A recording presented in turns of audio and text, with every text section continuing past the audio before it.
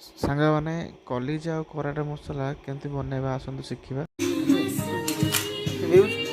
ଆଜି କଲିଜା କରାଟ ଆଉ ବେକ ଗୋଟେ ଆଇଟମ୍ ବନା ହେବ ଆଜି। ଚାଲନ୍ତୁ ଦେଖିବା କରିବା ଆଉ। ଆମର ଏଠି ପିଆଜ କଟା ହେଉଛି, ଟମାଟୋ ପେଷ୍ଟ ହେଇ ଅଲରେଡ଼ି ଆମର ରହିସାରିଲାଣି, ବନେଇବା ଆଉ। କଡ଼େଇ ଆମର ଗରମ ହେଇସାରିଲାଣି, ସେଇ ଭିତରେ ସୋରିଷ ତେଲ ଟିକେ ପକାଇଦେବା। କମ୍ ପାରିବ ସୋରିଷ ତେଲ। ଆମେ ବର୍ତ୍ତମାନ ଷ୍ଟେଜ୍ରେ ଯେଉଁ ଅଛି କଲିଜା କରାଟ ହେରିକା ତାକୁ ଭାଜିବୁ। ନୂଆ ପ୍ରଣାଳୀରେ ଗୋଟେ ହେଉଛି, ଦେଖନ୍ତୁ ଆପଣ। କଲିଜା କରାଟ ଭଜା ହେଉଛି, ୟାମି ଷ୍ଟାଇଲ୍ରେ ବନା ହେବ।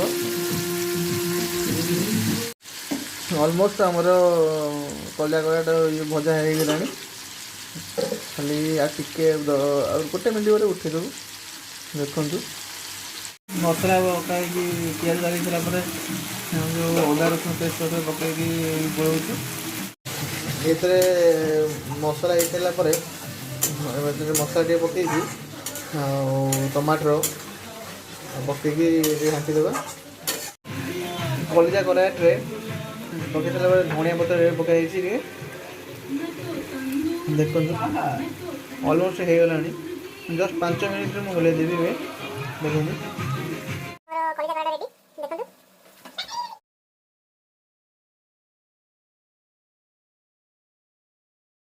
ଲାଇକ୍ କରନ୍ତୁ, ସେୟାର କରନ୍ତୁ, ସବସ୍କ୍ରାଇବ୍ କରନ୍ତୁ ମୋ ଚ୍ୟାନେଲକୁ।